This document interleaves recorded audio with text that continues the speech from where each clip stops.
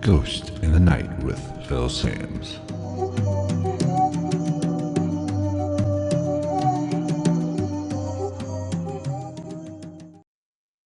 What is going on, everybody? Welcome to episode 87 of Ghost in the Night, a hauntings and paranormal podcast. I am Phil Sams. Thank you for taking time out of your busy schedule to check out this podcast. I'm doing this one live again on Facebook like I did back in June. Took a little bit of a break, and I decided to get back at it. Generally, I do them I do them on Wednesdays at 10 o'clock, but I just caught the urge and wanted to do it tonight as well. Didn't really give any advance notice on this one. If you want to follow me on Facebook at Ghost in the Night, that is where you'll get updates, or on Twitter at night_ghost. Those are generally the two best social medias for me to communicate with the audience, and that is where I post when I'm going to go live. Like I said, this one it was impromptu. Just wanted to do one since I hadn't done one in a while. So if you're listening on iTunes, Spotify, Stitcher, TuneIn, iHeartRadio, however you take in the podcast, be sure to follow me on those other ones, and especially Facebook. If you want to join the live stream, live comment, ask questions, or give your general opinion or thoughts on what is going on and what I'm talking about at that particular evening. So today's episode is really going to be about what is the paranormal. And when I say what is the paranormal, I basically mean what is it? Pretty self-explanatory. But the paranormal is so complex. And I've preached this on this podcast all the time. It is spirit, it is dimensions, it is UFOs, it is extraterrestrials, it is cryptids. It's anything we don't understand. And that is going to be the topic of the day, trying to define what is the paranormal, why does it happen, how does it happen. This is a really vast topic, and I probably can't get it all in one episode, so I'll probably continue this with a series of podcasts, kind of diving into a little bit more detail in future episodes, and even more detail than I probably will rehash some previous topics on previous episodes. So I'll rehash it, dive into it, because I think it's really important to understand what the paranormal is, because it is such a complex question, because it's hard to wrap your head around sometimes. So that is basically what this episode is going to be about. I do have some things I want to cover before I get into the meat of this podcast. I started a new show, essentially, but it's under the umbrella of Ghost in the Night. It's for my Patreon account. So if you want to check out that just go to patreon.com/GITM podcast. It's a conspiracy show. It's not really a podcast. It's more of a video. But I do give previews on my podcast feed. But if you want to catch the whole episode, they generally come out on Saturdays. I'm looking to do probably 2 a month from here on out. And that is just bonus content for my patrons of my Patreon account. Always get that screwed up. But it's just bonus for them. So if you want to become a patron, be sure to head over to patreon.com/GITM podcast. It is behind a paywall, $2. Cup of coffee. What you pay for a cup of coffee a month will get you the bonus episodes, the Conspiracy Madness show, and any investigation that I go on. I do make videos that go on YouTube. However, I do have some just for the Patreon people, crew, fans, whatever you want to call them, just for those. And you get all that for a mere $2 a month. We do have another tier 5, but that's a whole nother issue. $2 gets you in the door and gets those bonus contents. Let me put my headphones on so I can hear what the hell's going on. Hey, Frankie. Frankie is on the live stream. That is Frankie. I tried to call you. I saw you call me today. I tried to call you back. I'll get with you. Where was I? Oh, that's right. But the Patreon is just for, to give you guys a little bit extra and a little bit more. Like I said, I'll do videos of investigations. It's kind of hard here lately, just for the mere fact, haven't been able to get out and do many. Do have some on the books to hopefully get out and do the next month or so. So hopefully there will be some more investigation videos, some more on the hunt episodes for you guys. And that's about it for the business. But there is one, actually, there's not. There's one thing I want to cover real quick. I want to start doing this a little bit more. I haven't done it in the past because I don't always get them. That is, if you review the show on mainly Apple, because that's what I listen to all the podcasts I listen to. I listen to them on my iPhone, the Apple app. But if you want to rate the show, be sure to do that. Give us whatever you think I deserve and leave a comment or just write a review. I got one the other day. I'm going to go ahead and read it because I like it. It is from HellMonkey77. Love the name, my man, woman. Don't know if you're a man or a woman, but whatever you are, I love the name. And it says basically, interesting topics. I like the mix of possibility and a healthy skepticism. Now, that does go into what I want to talk about tonight. And I'll kind of dive into a little bit more of this when I get to it. But skepticism is very important if you are investigating. And if you can't be you have to go into an investigation, or if you're just having activity in your home, you can't automatically assume it's paranormal. You can't automatically assume it's a ghost. You have to have a little bit of skepticism in there. Because if you go looking for, especially I'm talking about in paranormal investigators and people who go out and ghost hunt, I hate the term ghost hunt, but if you go out looking and you are bound and determined to find it, everything you see is going to be a spirit. Everything you see is going to be paranormal. You have to have a healthy skepticism. I haven't done this in a while, so I am a little rusty. But you have to have a healthy skepticism when you're looking into the paranormal, if you're investigating, or if you're just having activity in your house. And that is something very important, I feel, because like I said, if you go looking for something and you're going to find it. So you have to have a little bit of skepticism just to kind of keep you back a little, keep you reined in. So not everything every little knock, every little gust of wind or cold chill doesn't necessarily mean it's a spirit interacting with you. But I'm glad he wrote that in his review. Thank you very much. Oh, let me kind of go. And one thing I was really shocked about this review, which I'm glad he did it because he did criticize me a little, and I want criticism. You can criticize me all you want. I'm up for it. I can deal with it. But here's what he says, or she says. Sorry if I'm misgendering you. I don't know what you are, Hell Monkey, but like I said, love the name. I think your longer ones, referring to episodes, have really been more intriguing and more satisfying as a listening experience. I get that. I really do get that. The shorter ones are good, but as soon as you start to feel fully immersed in the episode, it's over.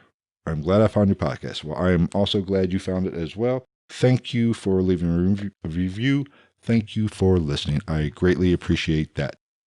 I'm going to take your advice a little bit. I do want to do longer episodes. I do want to do all that, but when I started the podcast almost 2 years ago, we're coming up on 2 years. Yeah, I think next month. Yeah, 2 years.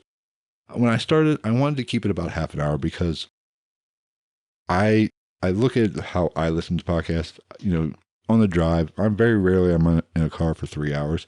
I can't do anything for 3 hours, so I don't like listening to things for 3 hours. Excuse me. But, I understand your point. So I wanted to keep it about 20, 30 minutes, maybe even 45 at the most, definitely under an hour. But I understand what you're saying, that some of these topics I cover are so complex, and some of the interviews I've had have gone on, and they do tend to be a little bit longer. But it's just hard for me to do it with how I operate, essentially. So I have a full-time job, can't sit here for 8 hours behind the mic and do this. So I have to work, do this as a hobby when I get home. Then a lot of people don't realize, just one episode, 20 minutes, 30 minutes, an hour, whatever, does take a lot of time to record, edit, write up show notes, do thumbnails. It does take a lot of time. So my time is very valuable to me. How you doing, Greg? So I don't have the time to do a lot. I would love, like I said, just to sit here and do this 8 hours a day and put out an episode every day or every 2, 3 days. But I can't do it. I will, though, take your advice and try to do a little bit longer episodes and go a little bit deeper on some of these topics. And because I think you're right that 45 minutes to half hour or whatever these episodes generally average out to be isn't a lot of time to really go deep and really explain myself. But, like I said, I wanted to keep it short originally, but I think you're right. I don't think it's quite working out as well as shouldn't say not working out, but you're right. It doesn't. I need to go a little bit deeper into some of these topics. And that's going to wrap up a little bit of the business. Now, before I get into what is the paranormal, which is the topic of the night, I do want to talk about last week's episode. I talked about Jack Osbourne and his new show and how much I was looking forward to it. And I believe, it's Osbourne's Want to Believe. I believe that's the name of it. Yeah, Osbourne's Want to Believe. I talked about it last week on the episode 86. And I did catch the first one, and I watched from the time of this. That is a good point, 2-part episodes. And I have done that in the past, Greg. That is always a possibility, and I do have done it, and I might do it a little bit more. And when I talked about demons, I did do that as well. I broke that up into 3 episodes, kind of spaced it out a little bit. So, good advice. But getting back to the Osbournes, if you listened to last week's episode, you heard me say I was looking forward to it because I love the Osbournes. I think they are completely batshit crazy, and they entertain me greatly. So I watched the first 2 episodes. Well, I watched the first one. I DVR'd it and watched it. And then I caught last night's episode. I'm recording this on Monday. And, here's my thoughts on that before we get into what I feel the paranormal is and tackle that topic a little bit. I'm not overly impressed with it. Basically, just if you haven't seen it, it's just a show where Jack, the son, if you don't know who they are or know him, he does have the show Portals to Hell with Katrina, which is not a bad paranormal show. I do like it on occasion. I mean, I'm not big on all of these paranormal reality shows. They hype things up and they push an agenda most often, and it's not a good representation of what paranormal investigating really, truly is. Ooh, getting some rain. But I do like his show. It's not too bad, Portals to Hell. So that is one reason why I was looking forward to this new series with his mom and dad. Because, like I said earlier, Ozzy's crazy. I love him just from the mere fact you never know what he's going to say. He's hilarious. But I was a little disappointed because if you haven't seen the show, it is basically he's just playing clips from the internet and getting his parents what their opinion, what they think. Do they think it's paranormal? Do they think it's hoaxed or whatever? It's a little boring, and a lot of the clips that they played in the first 2 episodes, I've seen most of them anyway. And I do like the exchanges between the 2. That is really where the bread and butter of the show is. The exchanges between the 3 of them, I should say, but especially between Ozzy and Sharon. I mean, they've been married for how many years? They're in their, I would assume, 70s, maybe 60s, late 60s. I don't know exactly their age. But that, I looked at, Kelly was watching it with me last night. I looked at her last night and said, that's how we're going to be in 20 years. Basically, you saying something and me just saying, what? And rolling my eyes. But that is the good part of the show. Just listening to the clips and getting their opinion on the paranormal. It's hit or miss. Sometimes it can be a little bit funny. Sometimes it can be a little bit interesting. I don't mind the show. It's okay. I'll watch it if it's on. I don't think it's going to be me going out of my way or planning my evening around Sundays just to watch the show. It's okay. It's not perfect. It's not great. I will say this about that last night's episode, getting into some of the UFO stuff was interesting. The Pentagon and the pyramid structure type ship or whatever it was, the video of that, was interesting. I had not seen that one before. I found that a little bit interesting. Very weird. Can't explain that one, but I don't know. Have to dive into that a little bit more. So that is going to wrap up the Osbournes Want to Believe. Okay, check it out if you want to. It's not a must. It's okay if you like Ozzy and Sharon, if you were a fan of their old reality show. Pretty much similar to that, just with them bickering back and forth. Not too bad. But like I said, I'm not going to go out of my way to check it out or, watch it if it's on. I'll watch it if I don't have anything else to do. So now let's get into what is the paranormal. So when I think of the paranormal, I categorize it very simply as anything we don't understand. And that, whether that be the spirit world, UFOs, alien life, cryptids, any of that, that's what I categorize. I think it all falls under the umbrella of the paranormal. Now, when you think about what it is, it's like I said earlier, it's a complex question and it's hard to answer. So let's first take a look at the spirit world. Now, if you've done any paranormal investigating or you've watched some of these paranormal reality shows, you've heard the term residual haunting, intelligent haunting. Those are two, really, just to keep it simple, those are the two most common. Those are the two easiest to describe. Residual is just like a playback. And I know this is kind of elementary, and most people that listen to this podcast already know this, but just if there's any newcomers or somebody who just stumbled upon this, let me just give a refresher course real quick. Residual haunting is just a playback. Playback. You get a lot of this at, say, battlefields like Gettysburg, some of the Civil War battlefields. You get a lot of residual just for the mere fact of the horror that went on there, the death, the energy that was imprinted on that area, that atmosphere. A lot of times you can get a playback. And even in some hauntings in homes or activity in locations, I think residual has a lot to do with energy.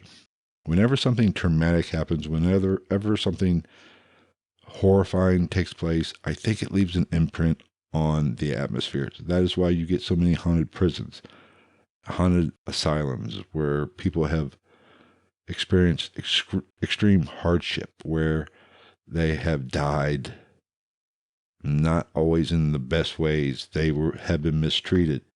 That all leaves a residue or imprint on the environment. So a lot of times you will get a playback. You will get maybe somebody a shadow figure or an apparition walking from room to room, or it can even be audible. It could be like a door opening and closing, the sound, just not a door opening and closing, just the sound of it happening. And it is replayed over and over again. A lot of times it happens the same time of day or same time of night, but that is what a residual haunting is. Now, intelligent haunting is much different. It is when whatever is in a location, whatever is in the area, say a haunted house, any of these asylums or jails, penitentiaries, whatever, they interact with you. A lot of times you'll get responses from questions asked. You'll ask them to show themselves. You might get a knock. You might get footsteps, or EVPs, or actually hearing the voice with your own ears. That seems to be an intelligent haunting. It is answering a question, or in like a ghost box. If you are asking questions, you've seen any of my videos on YouTube. I have several ghost box sessions on there. You are getting, possibly, I should say, and I'm going to use that word possibly, interaction through the device, and it is answering a question that you have. It is reacting to you in some way. That is an intelligent haunting. It's just not a replay. It is something that is there, looking to interact with you, looking to scratch you. I've done demonic scratches episode, which is probably by far my most popular episode I've ever done, especially on YouTube. it was an episode about me being scratched. I got scratched at my home one night and immediately took pictures and did an episode about it. That is what I would call a intelligent haunting. It is looking to interact. It is looking to interact with you in a good way or in a bad way. But it is up to you to kind of control the situation. And, I've talked about that in an episode, Paranormal Protection. My opinions on how to handle paranormal, how to handle yourself, your mindset, which is so very important when you're dealing with the paranormal. It is your mindset that really plays a role in how you are affected, how whatever it is you're dealing with affects you. So now that we got that out of the way, now when we say the paranormal, what is it? Now, a lot of people believe it's exactly what I just explained. It's spirits, on the spirit side of it, I should say, is the spirit world interacting with our world, I'll say real world, just for lack of a better term. Some people believe there are portals or thin spots where they cross over from their realm to our realm and they can interact with us. I'm more of a belief that the spirit world, if there is such thing as the spirit world, and I'll get into something else about dimensions in a little bit, but if there is such a thing as the spirit world, which is the most common concept, I don't think there's necessarily portals, or there could be thin spots. That's very possible, but I think it's all around us as we go out through our day. It's almost like it's overlaid or transposed over top of us. They are all around us at all times. We just don't notice them, and they might not notice us all the time. We're occupying the same space, just in a different realm, essentially. And that could explain some of, a lot of people you will get cold chills for no reason. It could be 90 degrees out and you'll just get a cold chill, almost like something went through you. That could be, if the spirit world is technically all around us, then we interact or bump into or somehow come in contact, not knowing, and that is our body reacting to that situation, to that interaction. That's very possible. And let me preface this before I get too far deep, these are opinions. Nobody knows for sure what the paranormal is, the spirit world and all that. Nobody understands or there's no proof of any of it. So these are just theories that are, some people have, and these are my theories. I might be wrong, and I'm perfectly okay with being wrong. I'm like the review said, you have to have a little skepticism in you. And I do. I don't believe everything I hear is the paranormal. Every little interaction I think could be a ghost, and people who have investigated with me can contest to this. I'm probably the last one to say that is paranormal, or that was something interacting with me, or that was a ghost. I go through all the checklist of rational explanations of what it could be first. So nobody knows. We don't know what this is. It could be the religious concept of heaven and hell. It could be my concept, or not. It's not mine, but what I believe is it's already there. It's already around us, and it's just us interacting.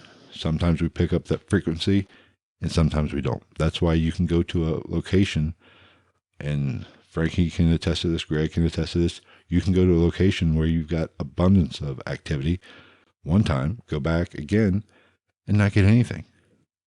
It's just on how you're tuning into that frequency. So it's, like I said, it's so complex, but nobody has the answers, and there's no truths to all this. This is not proven. These are theories, and anybody that tells you they know exactly what they're talking about, and it is this way, it is absolutely this, they don't know for sure. So you have to, when you think of the paranormal, you have to think of it that way. You have to look at it through the spectrum of, we don't know, we're just trying to solve a problem. We are trying to get answers, but you have to be open to finding those answers. And if you get an answer that's not exactly what you want, then you have to be okay with that. And if I found out tomorrow that the paranormal isn't really paranormal, it's just there's a rational explanation for all of it that modern science or I personally don't know about, I'm okay with it. I'm okay with there not being a spirit world. If you can legitimately prove to me, or some breakthrough in science comes through and 100% explains everything and the reasoning why it happens, why we sense these things, why we experience these things, I'm okay with that. I'm not married to the concept of a spirit world or the afterlife. I would like to think that there is, that it doesn't end on our deathbed. There's something past that. There's something more to it. I'm okay with either way. And that is how I approach the paranormal. I have a hope, a desire, but I also have the common sense enough to know might not be nothing to it. It's okay if there is. And it kind of goes back to if you go into an investigation or you go into a situation and you want it so bad, you want the place to be haunted so bad, you will find it and you will misinterpret some of the activity. And I've done it myself. I've been to locations. I haven't misinterpreted an event or an activity and thought it was paranormal, but I've went into a location and wanted it so bad, was so excited about it and not got anything. And it affected me personally. It affected my mindset. It affected how I interacted with the environment. And when you do that, like I said, it affects the environment. And if your energy doesn't match up or get in tune with that frequency of that the environment or that location is oscillating at, you're not gonna sense anything. And the perfect example of that for me would be Thornhaven Manor. I was so charged to go investigate that place because it had been investigated by multiple shows. Ghost Adventures did it early on in their careers or early seasons. They did an episode there. So I was, and everything you go drive down the YouTube rabbit hole on Thornhaven, you will get an abundance. This place is probably one of the most haunted places in the country. I got there and never had a heavy feeling. When you walk into a location, you are sensing the environment around you. And you can tell if the atmosphere is heavy, if and I'm not psychic by any stretch of any imagination, but you can sense the atmosphere. You can sense if something might pop off. I mean, you can just feel the air being charged or feel the temperature change or just feel energy in the room or in the location. And I walked into Thornhaven Manor and nothing. I didn't feel anything at all. I wasn't scared to go into any room by myself. It was almost like I was just in my own house and just walking around. I never felt like I was in a location that had abundance of activity. And that frustrated me. And as the night went on, I was getting more and more frustrated. So naturally, with me being more and more frustrated, my energy is definitely not gelling with the energy in the location. So of course I wouldn't get anything. But the reverse is possible as well. If your energy is so charged up wanting to get activity, odds are you might get some activity.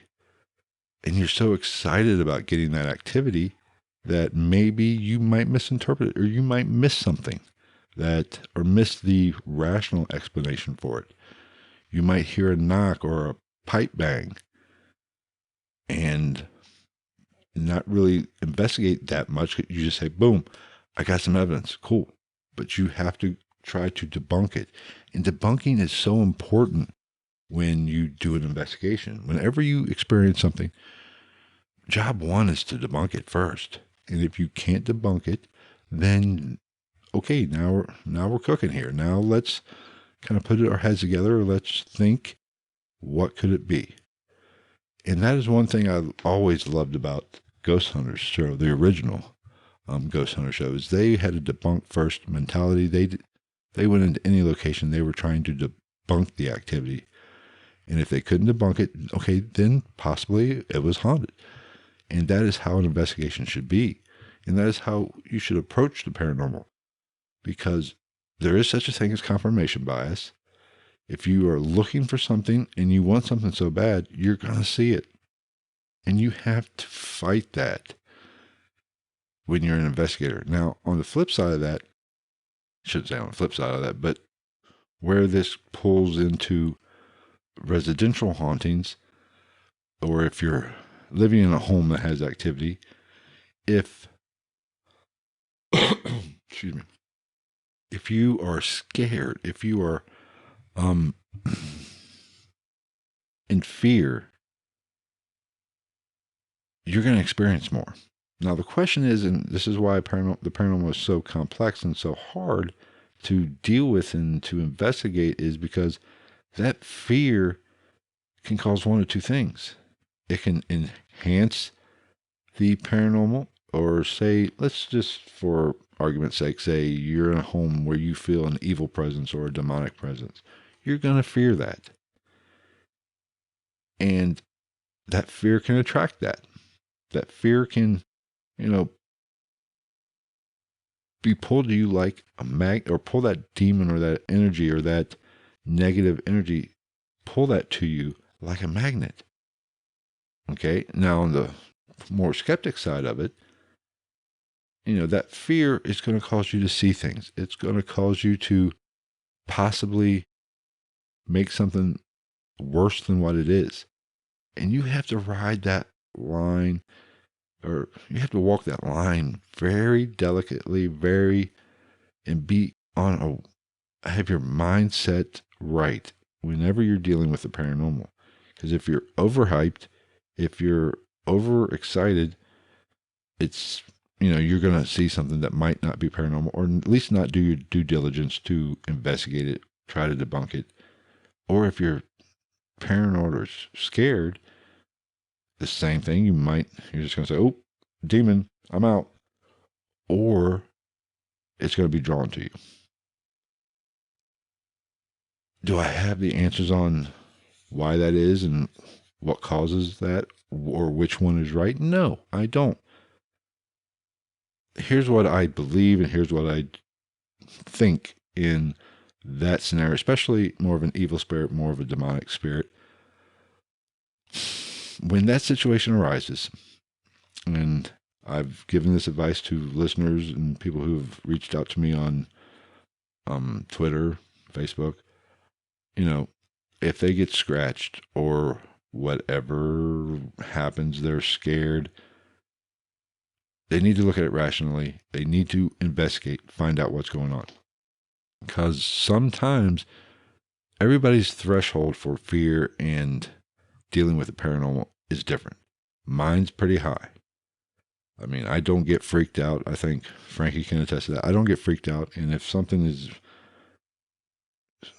picking up something evil, I'm the first one to go. Let's go. I'm there. Or if we're with somebody who has some empathic abilities or even a mediumship abilities, and they say this, whatever is here, doesn't want us to go upstairs, my ass is walking up the stairs first, because I want to go where, I hate to say the action is, but I want to investigate. I want to put myself in that scenario. So that's me.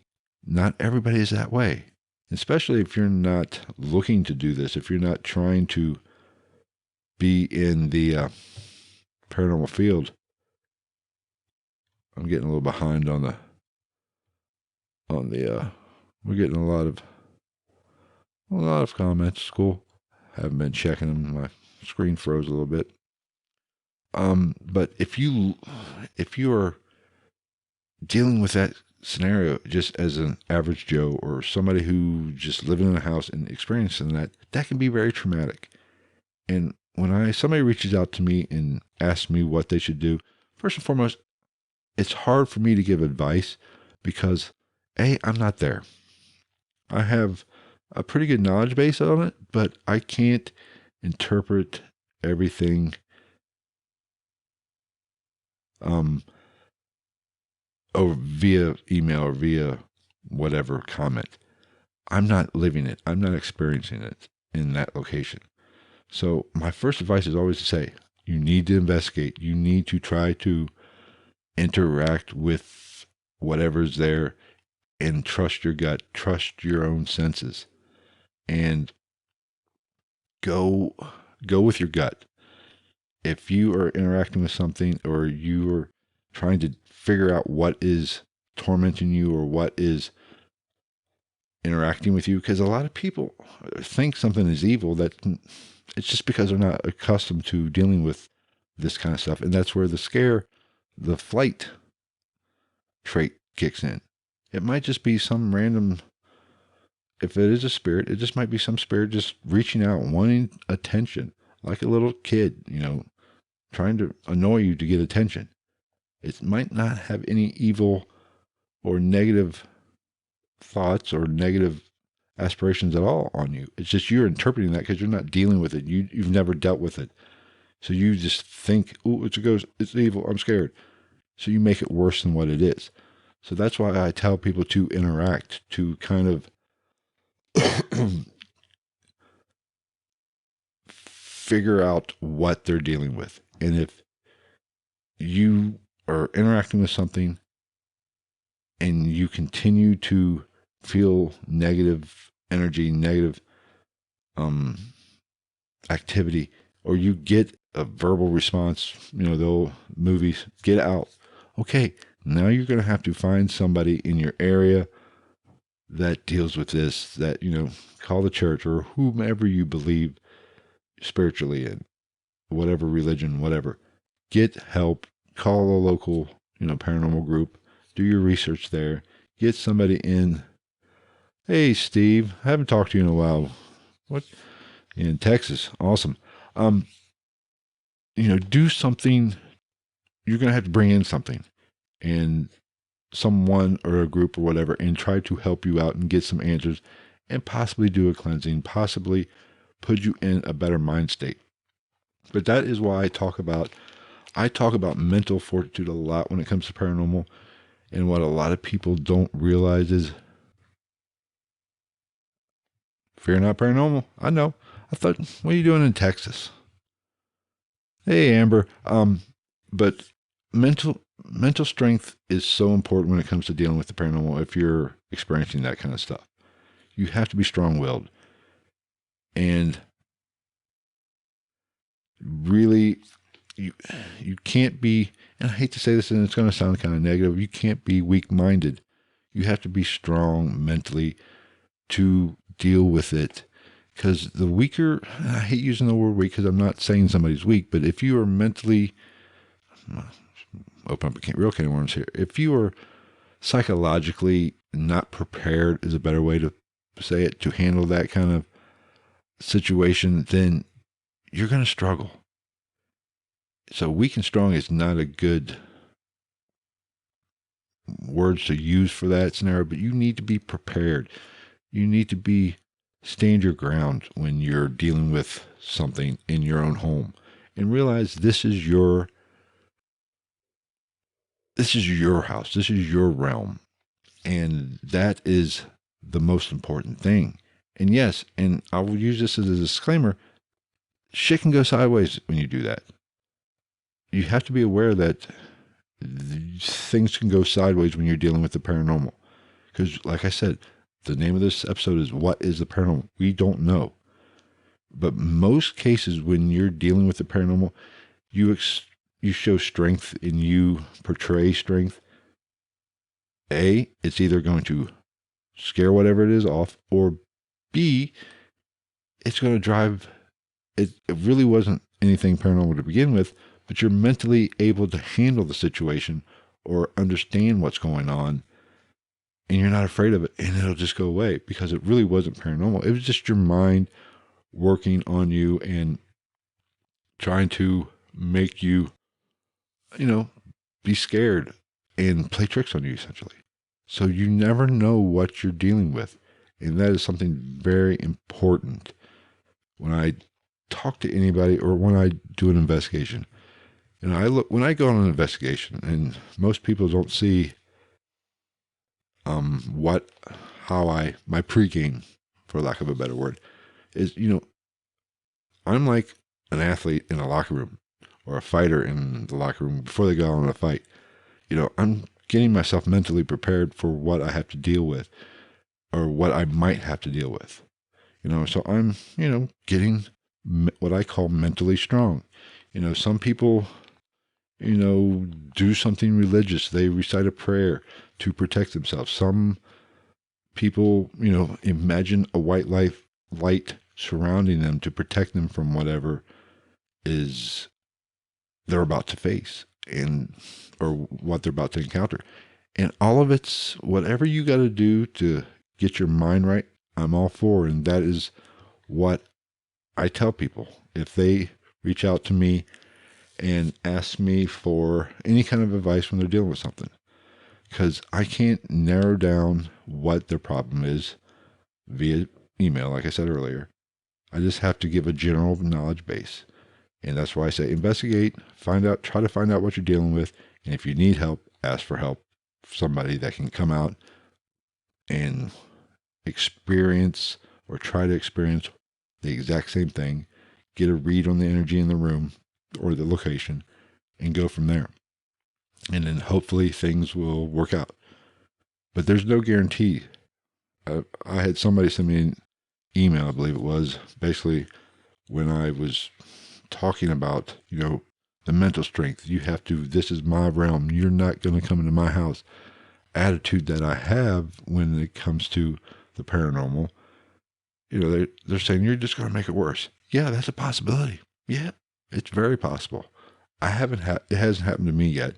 And if you've listened to this podcast or we've interacted on a personal level, I've lived in haunted houses all my life. The house I lived in just a year ago that I just moved from had an abundance of activity where I got the scratches.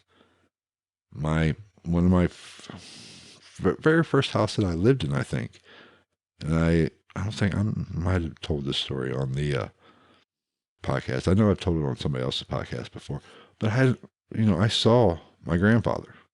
Now, I don't remember this. This is just people. My mother tells the story wonderfully. Maybe I'll have her on sometime to tell the story. I don't have a memory of it, but I do feel that every home that I've been in, there's been some kind of activity. Episode number 2 of the show, Slamming Doors, was the house I lived in junior high and first part of high school. And I lived in another house activity.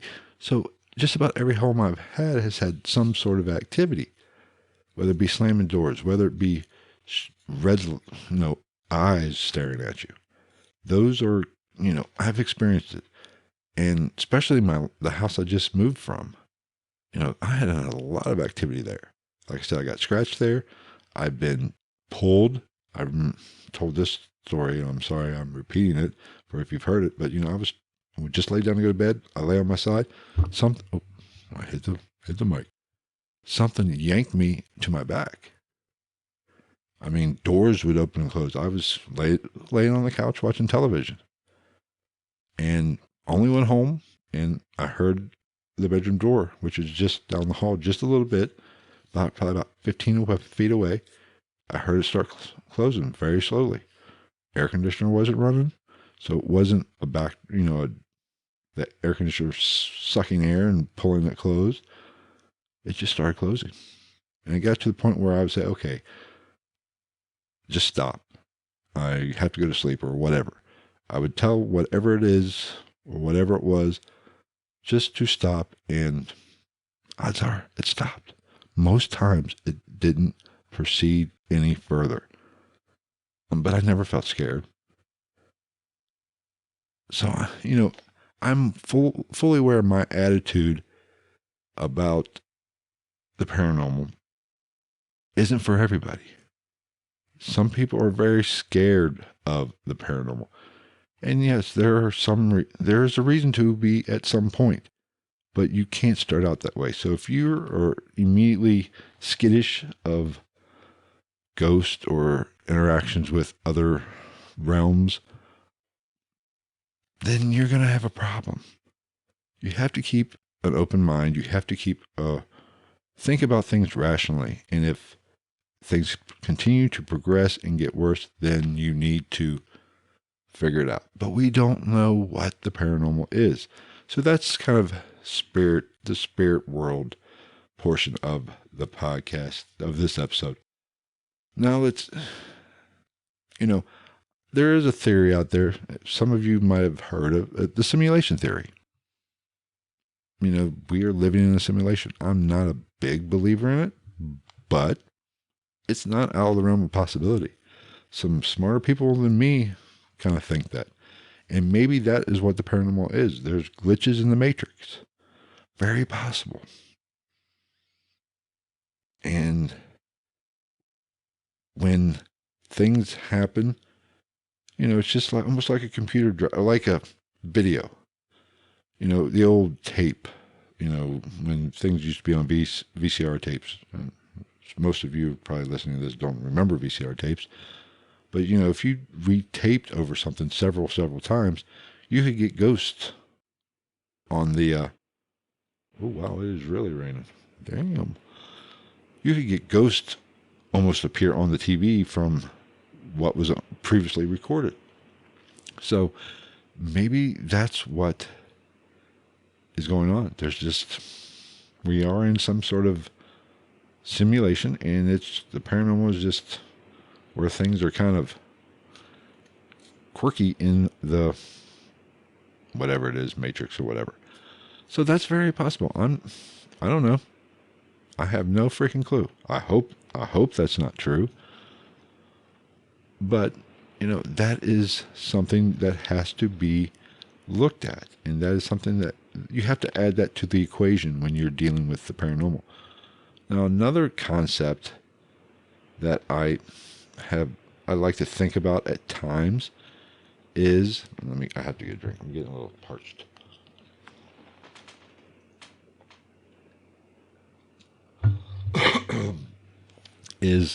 Where was I at? Oh, if you've done any research about dreams or where consciousness comes from, does consciousness, is it in the brain, or is the brain just the receiver for our consciousness? Almost like is our brain just a router where our consciousness comes to our brain and projects out? Is our spirit, our soul, if you want to say that, is it actually in our bodies, or is it somewhere out in the ether? And we are just, and this kind of goes along with the simulation theory a little bit, that our consciousness isn't inside us. This is just a vessel. This is just whatever bag of flesh and bones that we are just living this life, and our consciousness is out somewhere else. Almost like the video game. That's very possible. Because if we don't know anything about the brain, our knowledge of the brain, we don't understand how it works. We don't understand, we have a good idea. We have a lot of theories about the brain and what it does and how it does it. I shouldn't say what it does, but how it does what it does. That was grammatically correct. Anyway, they're all theories. We don't know. Nobody truly knows where consciousness comes from. And if it comes from somewhere else, and our brain just is a a receiver and projector, then maybe that is some of the paranormal, is cause of some of the paranormal. And a lot of people talk about like astral projection or the Akashic records, and I've done an episode on that. A lot of these things make sense if you think of our brain or our consciousness being somewhere else, being out wherever in space or whatever, in a different dimension, which is, it's possible. I'm not against it. I don't hate the idea. But like Tesla always said that he got his inspiration from somebody or something came to him and told him or gave him the blueprints or gave him the ideas of some of his greatest inventions. It didn't come from him. It came from, whether you want to say the Akashic records or another dimension or whatever, it didn't come from him. So was that just our brains have a connection to where is linked to where our consciousness comes from, and sometimes other things can, jump the feed and kind of filter into our brains? Is that what guardian angels are? Other dimensional beings from the same location our consciousness is from, interacting with us, guiding us in this life. Wow, you can really hear that rain. Damn.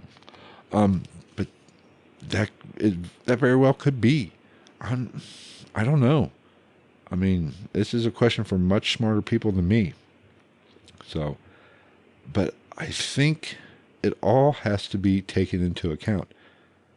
I mean, dimensions, if there are other dimensions, and I'm not an expert on physics by any stretch, trust me. I'm basically a high-functioning moron with a little bit of common sense. But if there are other dimensions, why can't we pick up on these dimensions? And that could be what the paranormal is. We're just picking up on the other dimensions, or those portals that I talked about earlier. Aren't portals to the spirit world. They're portals to the other dimensions. They're thin spots in the other dimensions. Thunder. Awesome. So that's very possible. So I don't know. And the point of this whole episode is we don't know, and nobody has all the answers. And if somebody says they have all the answers, they're wrong, or they're lying to you, or they're just, they're full of it. You have to keep an open mind. You have to be open to all possibilities when you're dealing with the paranormal. And it's not for everybody. I could be completely wrong. And if you disagree with me, send me a message. Send me an email. gitmpodcast@gmail.com. Follow me on Twitter and send me a direct message saying you're crazy. You're completely off base. Go ahead. Follow me at @night_ghost is my handle. If you're on Twitter or on Facebook, Ghost of the Night, send me a message. Let me know you're completely off base, because I don't have all the answers. I have a curiosity. I have common sense. And that is how you deal with the paranormal. You have to have common sense. You can't be gung-ho completely. You have to have a skeptical side. So I think I'm going to end the podcast here. Went an hour, so Hell Monkey went a little longer. Hope you liked this one, or at least like the length. I might dive into the whole concept of consciousness really has me interested. So I'm going to do a lot more research and really kind of dive down that rabbit hole just a little bit more before I start talking too much about it. Because, there's so much things with consciousness. Just like people who take, DMT and stuff. That world that they go to, what is that? Is that all in our mind? Is that just a chemical reaction in our mind? Or does that chemical cause us to tune into other dimensions or other being, or be able to interact with other beings. I don't know. Scientists will probably tell you it's just a chemical reaction in your brain and causing you, coming out your eyes, or blah, blah, blah, blah, blah, whatever. That's possible. You're very possible. It could be true. But could those psychedelics really just open the veil a little bit and give us a glimpse into that dimension, in that world? I don't know. It's a fascinating thing, and it can screw with your head if you dive too deep. But I want to do a little bit more research. I want to kind of figure that, or research that and talk about that a little bit more, because I think that has a lot to do with the paranormal. And if we can kind of not figure that out, but get some answers there, it might lead us to some answers in the paranormal field or in the paranormal world. But if you take anything from the podcast, I just think you should take away, have an open mind. Don't be too skeptical, but don't be too gung-ho either. Find a happy medium. Keep your own mental sanity. Be strong. Don't fear anything until it's time to fear something. And trust me, you will know when it's time to fear something. And don't buy into all the hype when it comes to dealing with the spirit world, dealing with demons. Yes, there are some bad things out there that can really make your life a living hell, but not every urban legend or everything people say is 100% real. If YouTube is full of a bunch of bullshit artists. So you have to really, do your own research, but keep your mind open and be very skeptical and open at the same time, if that makes sense. So that is going to wrap up this podcast. Thank you for checking it out. Thank you for visiting. If you're new to the podcast, be sure to subscribe, rate, review.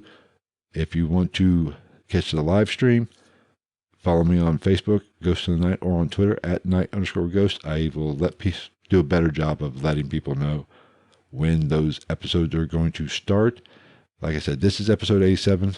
I'm doing it on Monday. It won't air till Friday, so you'll get a quick preview of what is going to be about. You'll get early access, essentially. My brain is not functioning. It's late. So, thank you for listening. Follow me on the social media accounts I just listed. Go to ghostofthenightpodcast.com. If you want to get that new Conspiracy Madness episode, head on over to Patreon. Become a patron of my Patreon account, and you will get access to that as well. So, until next week, take care, everybody.